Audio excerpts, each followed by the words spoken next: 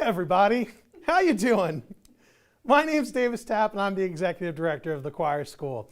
If you're joining us now, you may just realize that our entire system just crashed. Obviously, we are very apologetic that we've had to move it to a different system, and there are going to be some complications around that tonight, but forgive us, this is the first time we are doing a broadcast on this scale, and there's obviously some complications around with that. We still have a fabulous program for you tonight that includes our MasterSingers, Elizabeth Lindsay, and of course, the group you've all here for, the Bechtler Ensemble. They sound great. We're looking forward to that. Tonight is a fundraiser. If you're able to help us, please go to thechoirschool.org and make a gift.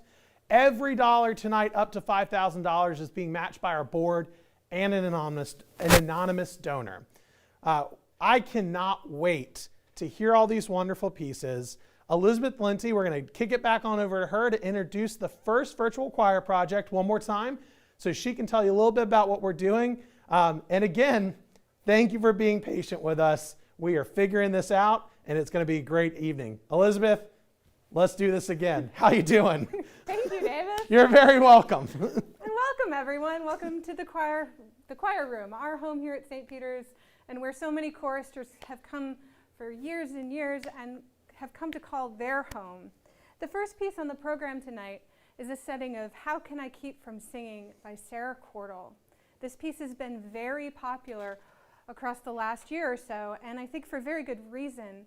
It really speaks to the experience of singers in the last year. 1 year ago, we moved the choir school online, a totally new experience for us.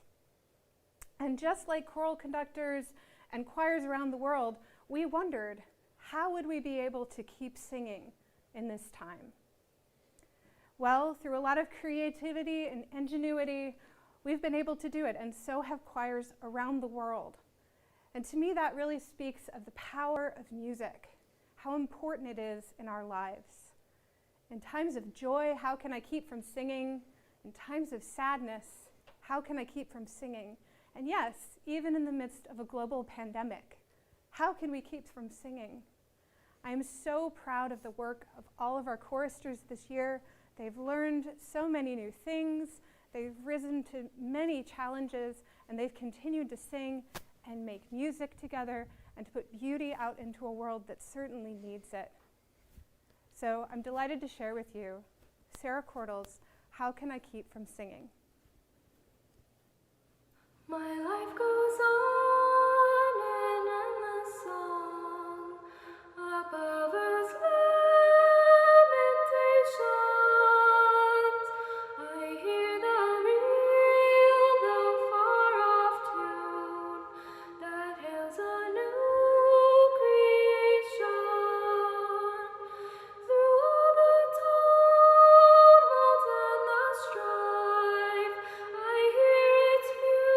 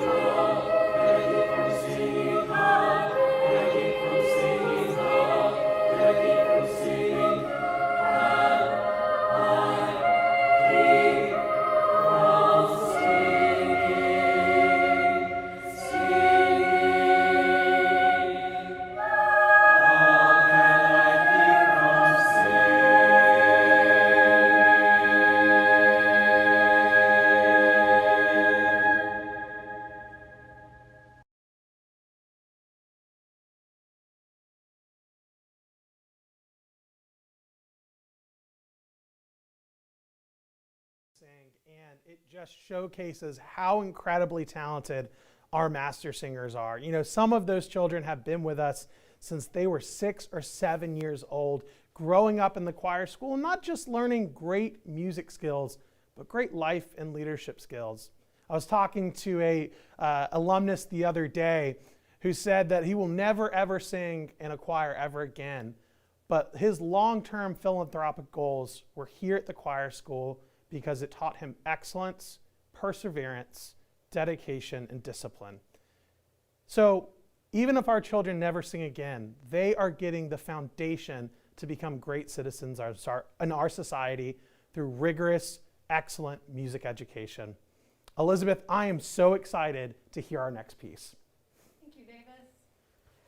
One of the truly special things about the choir school is our community. And not just the community within the choir school, our choristers, our parents and families, but also the community that surrounds the choir school. Those that come to our concerts, those that come to Evensong at St. Peter's, and all of our friends and supporters whose support this year in particular has meant more than ever. I think all of us have struggled this past year with the separation from so many communities that we love. And for me, and I think for the choir school as a whole, the most important message we've wanted to send to our community, and particularly to our choristers, is we are here. We are a community, we are a family, you are not alone, we are here. And if we can stick together and walk this strange, unusual journey together, when we come out the other side of it, we're going to be better and we're going to be stronger than ever before. This piece by Elaine Hagenberg speaks very poignantly to this sentiment. It's a setting of an Irish blessing, and the words go like this. May you see God's light on the path ahead when the road you walk is dark. May you always hear, even in your hour of sorrow, the gentle singing of the lark.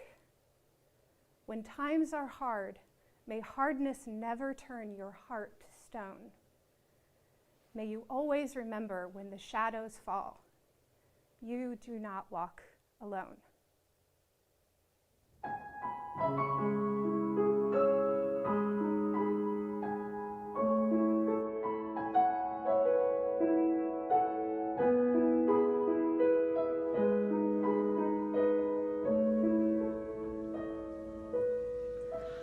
May you see God's light on the path ahead when the road you walk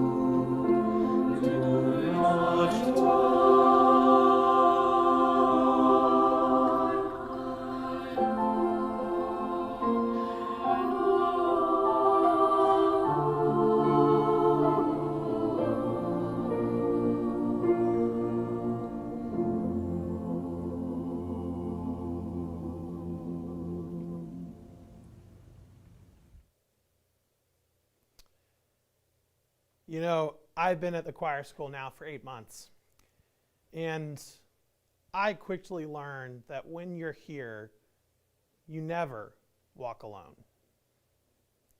As I said earlier, this year's been challenging. It's been difficult for all of us, and the choir school has persevered.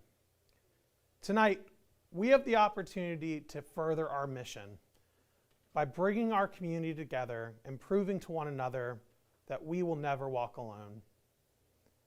So many children would never have access to a choral music education here in Charlotte without the choir school. We do that free, tuition free. We don't ask questions. If you want to sing and your child has the ability to do so, you're a part of this community. To do that, that takes money. And we lean on you, our community, to help us do that.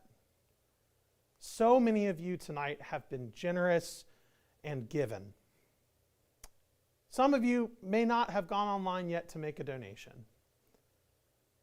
When I tell you we have worked so hard to not only keep our program going, but bring these events to you over the past several weeks, I can't describe what I'm looking at right now to you behind the scenes, but there are so many people working to make sure that you have a great experience so that you can help us make sure our children have a great experience.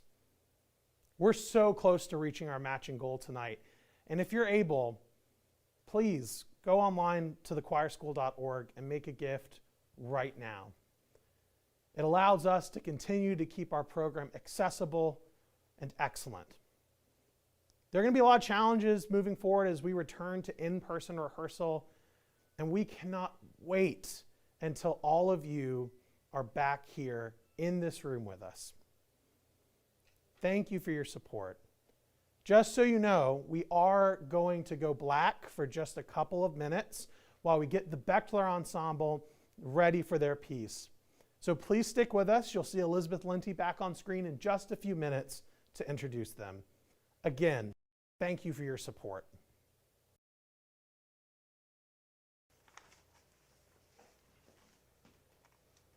Welcome back. I'm so thrilled to be able to welcome our special musical guest for this evening.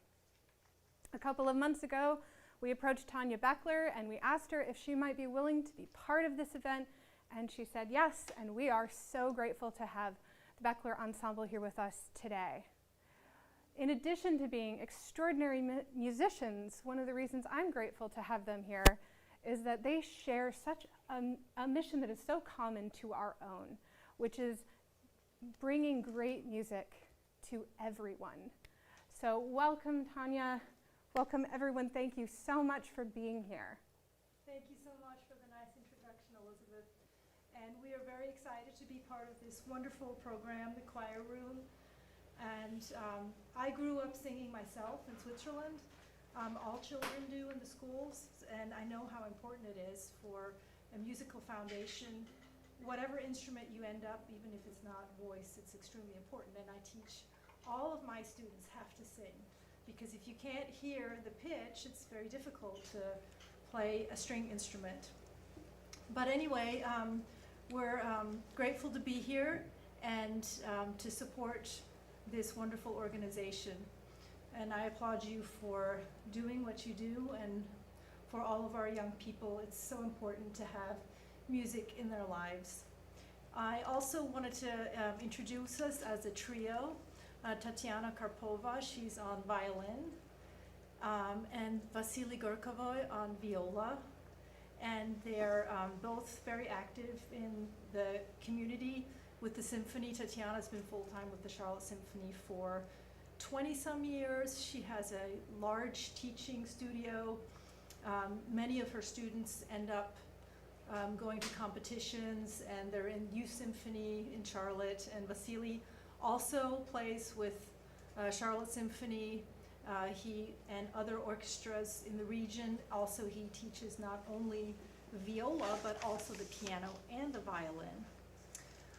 For myself, I was full-time with the Charlotte Symphony for 12 years, And then I formed Bechtler Ensemble Chamber Music, and I also teach at Gardner-Webb, Queen's University, CPCC, and I have a few private students.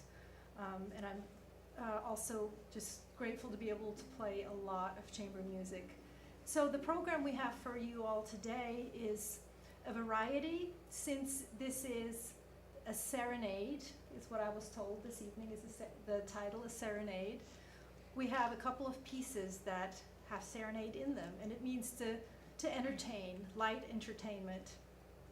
And we're going to start off with Beethoven.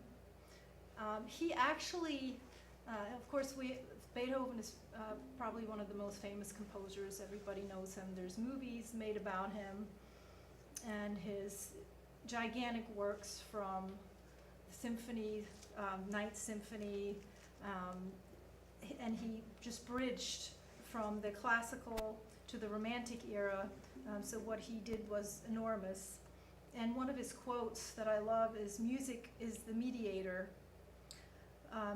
for the spiritual and the sensual life. To play the wrong note is insignificant. Music is a higher revelation than all wisdom and philosophy." And the first piece by Beethoven is actually going to be a serenade. It's Opus 8, and we're only going to play one movement, the Marcia Allegro. It was written in 1926. Also wanted to say, well, of course, he was also a pianist, and he was the son of a court musician. And he first performed on piano at age 8. So we'll start off with Beethoven, then we're going to move to a French composer, then we're going to have a little Hungarian music, and we're going to end the whole evening with Schubert from Austria. So here's Serenade by Ludwig van Beethoven, Marcia Allegro, for string trio.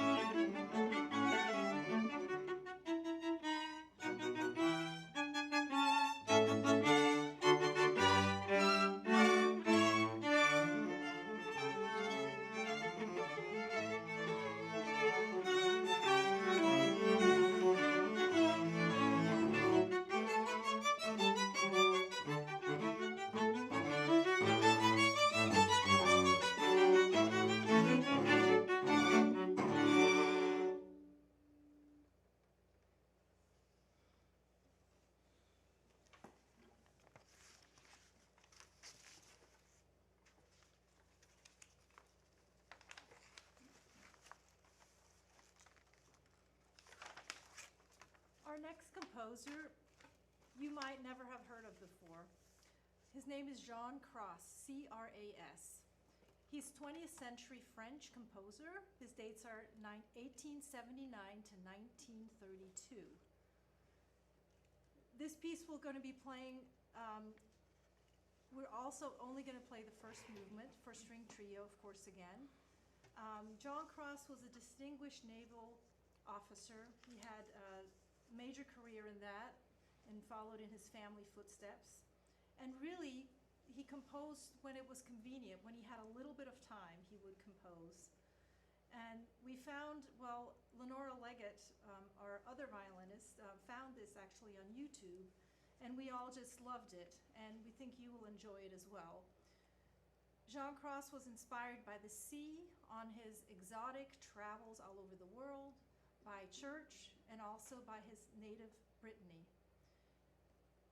So here is Jean Cras Trio, and needs a little time to put my music up.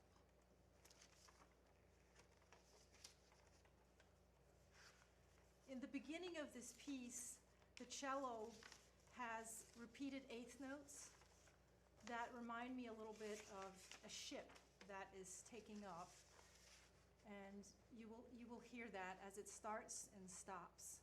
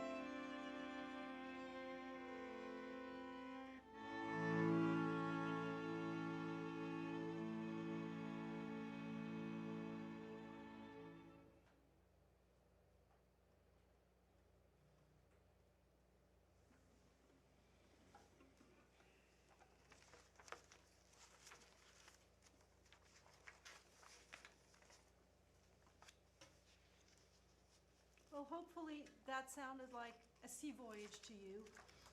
And we're moving right along to our next composer, Zoltán Kodály, Hungarian composer. His dates are 1882 to 1967. He was known not only as a great composer, but also an ethnomusicologist. And along with Bartók, he collected hundreds, thousands of folk songs in the countryside in the summers of 1905 to 1915. Bartók wrote about Kodály. He said, "His music is a profession of faith in the spirit of Hungary, rooted in the soil of Hungarian folk music." So when they would go out to the field, they would have this phonographic cylinder where they would record all these songs. And then composers like Kodály and Bartók and many more would take these pieces and put their own knowledge of the Western music and combine it. The other thing about this piece that we're going to play, which is an intermezzo, he wrote it when he was only 23 years old in 1905. And it is kind of a relaxed serenade. And very often it was played in between operatic movements. Zoltán Kodály was also a linguist. He was a music critic, philosopher, and like I said, an ethnomusicologist, but also a music educator.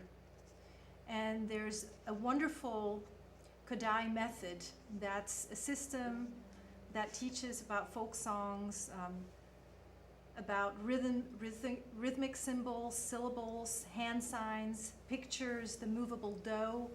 It's a very complete and wonderful music system for young people, but also for older people. So here is Zoltán Kodály's intermezzo. It stands alone as a one-piece movement for string trio.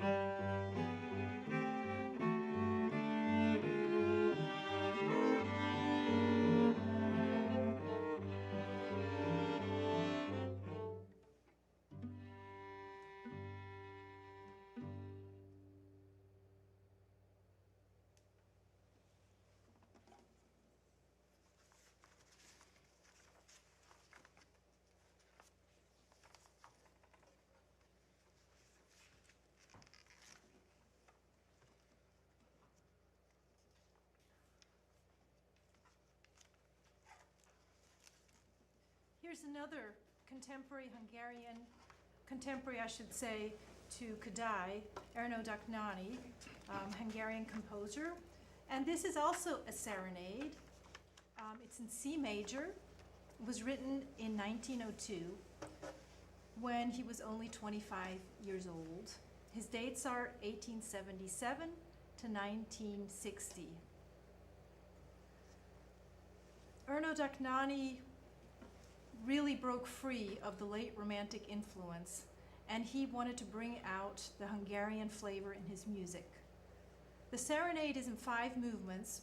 We will, however, only play 3 movements for you. The first one is a march. The second one is a romanza that has a beautiful solo for the viola. And the strings, the other 2 strings, we play offbeats, pizzicatos. And then we'll play our last piece, the 4th movement, tema con variazioni. On one short note, I'd also like to add, I didn't know this about Daknani, but during World War II, he protected many Jewish musicians from the Holocaust. And he really was somewhat of a forgotten hero of the Holocaust resistance.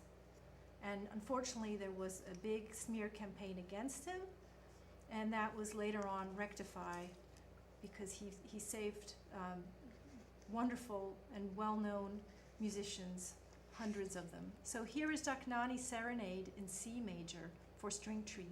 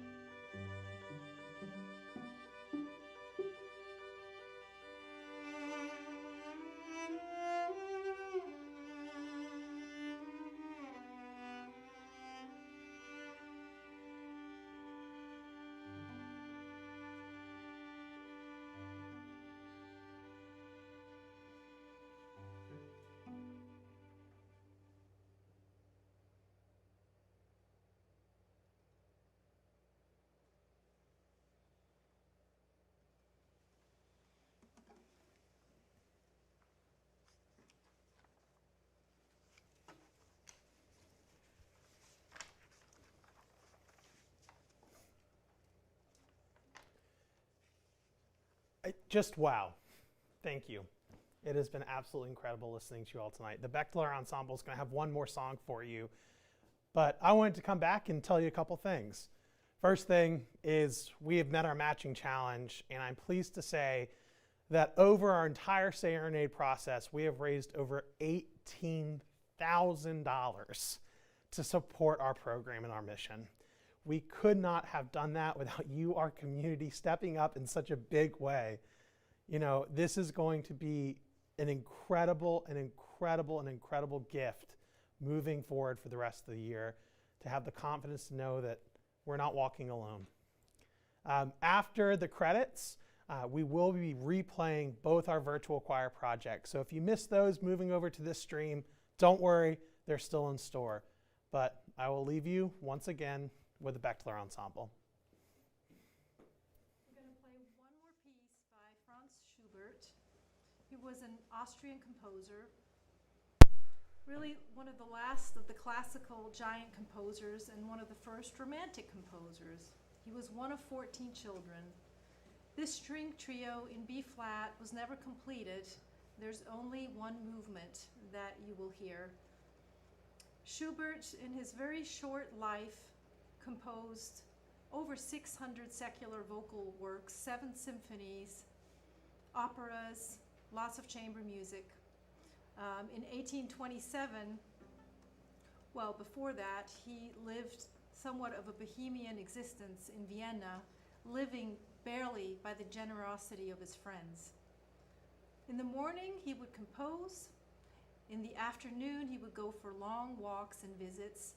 And in the evening, he would enjoy more company, some wine and song. He was a huge admirer of Beethoven's, so much that when he saw him one time in a cafe, he didn't have the nerve to go say hello to him. Also, on his deathbed, he wished to hear one of Beethoven's string quartets. So here is an Allegro by Franz Schubert, trio in B flat major.